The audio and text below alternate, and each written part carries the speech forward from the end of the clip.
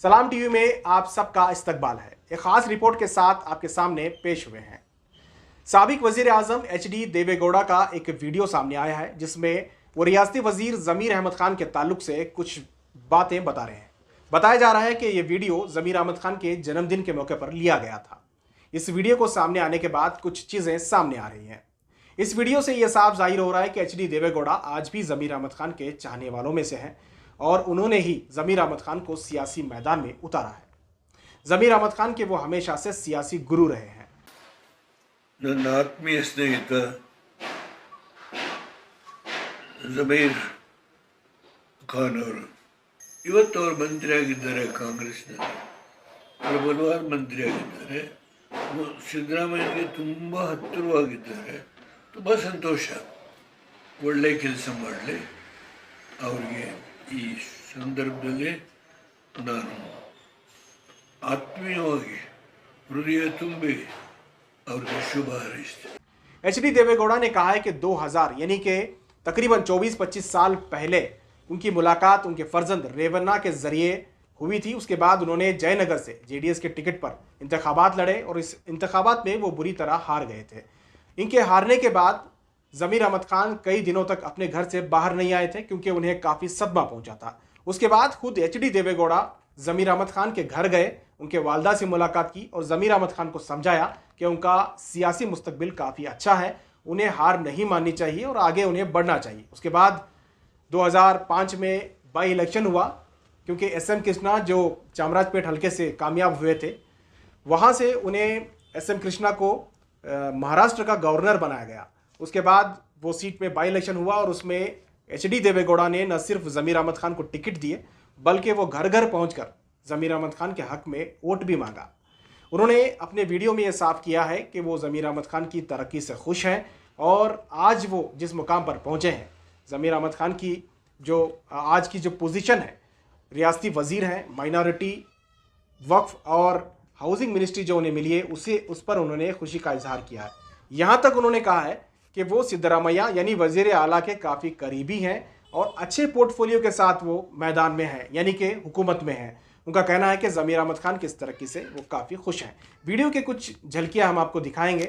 उससे हाल ही में इस न्यूज़ का जो मकसद है, इस स्टोरी का जो मकसद है वो ये है कि हाल ही में जो इंतखाबात हुए हैं कर्नाटक में, उसमें यह बताया जा रहा था कि ज़मीर अहमद खान लगातार कुमारस्वामी के खिलाफ बयानबाजी करते रहे, जिसकी वजह से वकलगिया कम्युनिटी कहीं ना कहीं ज़मीर अहमद के खिलाफ है। लेकिन खुद HD देवेगौड़ा कह रहे हैं कि वो ज़मीर अहमद खान के साथ हैं और उनके हमेशा उन्होंने साथ दिया है।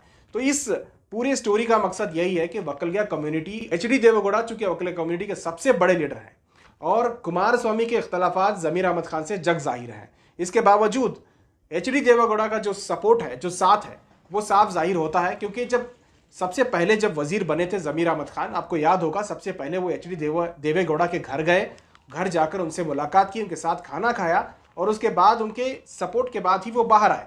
यानी कि ज़मीर अहमद खान जहाँ एक तरफ सिद्धरामैया के बहुत करीबी हैं, वहीं HD देवेगौड़ा के भी वो करीबी है। कई बार उनके बयानात में हमने देखा है कि वो बयानों में कहते हैं कि वो HD देवेगौड़ा उनके सियासी गुरु हैं। इससे साफ जाहिर होता है कि वकलगिया कम्युनिटी और ज़मीर अहमद खान में कोई इख्तलाफात नहीं है, कोई नाराज़गी नहीं है।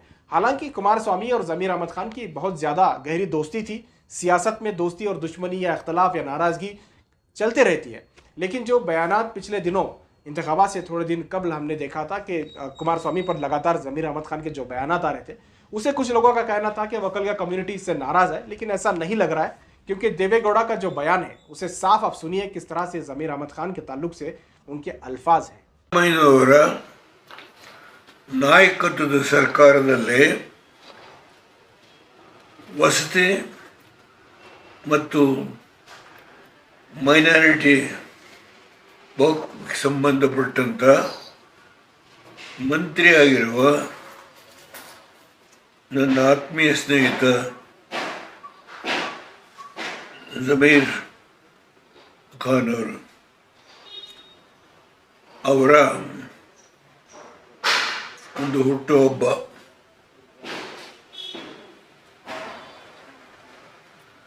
ಈ ಸಂದರ್ಭದಲ್ಲಿ ನಾನು ಅವರನ್ನು ಪ್ರಥಮ ಭೇಟಿ ಮಾಡಿದ್ದು ನಮ್ಮ ಆದಿಚುಂಚನಿ ಮಹಾಸಂಸ್ಥಾನ ಆ ಒಂದು ಪುಣ್ಯಕ್ಷೇತ್ರದಲ್ಲಿ ನನ್ನ ಎರಡನೇ ಮಗ ರೇವಣ್ಣ ಅವರ ಸಂಪರ್ಕದಿಂದ ನಾವು ಅಲ್ಲೇ ಅವತ್ತು ಎಲ್ಲ ಊಟ ಉಪಚಾರ ಮುಗಿಸ್ಕೊಂಡು ಬಂದರೆ ಒಟ್ಟಿಗೆ ಬೆಂಗಳೂರಿಗೆ ಬಂದ್ವಿ. ಬಂದು ನಾನು ಜಫರುಲ್ಲಾ ಖಾನ್ ಅವರ ಮೊದಲನೇ ಪರಿಚಯ. ಅದಾದಮೇಲೆ ನಮ್ಮ ಸಂಬಂಧ ಚೆನ್ನಾಗಿ ಬೆಳೀತು. ಅವರು ಚುನಾವಣೆಗೆ ನಿಂತಾಗ ಸೋತಂಥ ಸಂದರ್ಭದಲ್ಲಿ ತುಂಬ ನೊಂದು ಅವರು ಒಂದು ಸ್ವಲ್ಪ ಕಾಲ ಮನೆಯಿಂದ ಹೊರಗೆ ಬರಲೇ ಇಲ್ಲ. ಆದರೆ ನಾನು ಅವ್ರ ಮನೆಗೆ ಹೋಗಿ ಅವ್ರ ತಾಯಿಗೆ ಧೈರ್ಯ ತುಂಬಿ ಯಾವುದೇ ಕಾರಣದಿಂದ ಮಗನ ಬಿಡಲ್ಲ, ನಾವು ರಾಜಕೀಯವಾಗಿ ಜೊತೆಲೆ ಬೆಳೆಸ್ಕೊಂಡು ಹೋಗ್ತೀನಿ ಅಂತ ಹೇಳಿ ಆಶ್ವಾಸನೆ ಕೊಟ್ಟು ಬಂದು ಮರುಚುನಾವಣೆ ಬಂದಾಗ ಕೃಷ್ಣ ಅವರು ಗವರ್ನರ್ ಆಗಿ ಹೋದ್ಮೇಲೆ ಇದೇ ಚಾಮರಾಜಪೇಟೆಯಲ್ಲಿ ನಾನು ಮನೆಗೆ ನಿಂತು ಹೋರಾಟ ಮಾಡಿ ಸತ್ಯ ಹೇಳಬೇಕು.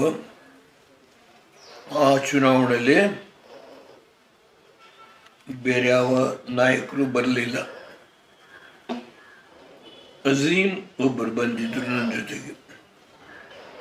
ಸತ್ಯ ಹೇಳಬೇಕು, ರಾಜಕೀಯದಲ್ಲಿ ನಾನು ಅಸತ್ಯವನ್ನು ಎಂದೂ ಮಾತನಾಡೋದಿಲ್ಲ.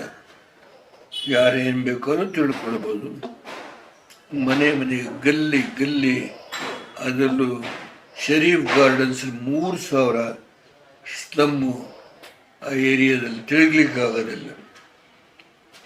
ಆ ಎಲ್ಲ ರೀತಿಯ ಸಂಕಷ್ಟಗಳನ್ನು ಅನುಭವಿಸಿ ಅವ್ರು ಗೆಲ್ಲಕ್ಕೆ ಹೋರಾಟ ಮಾಡಿದ್ವಿ.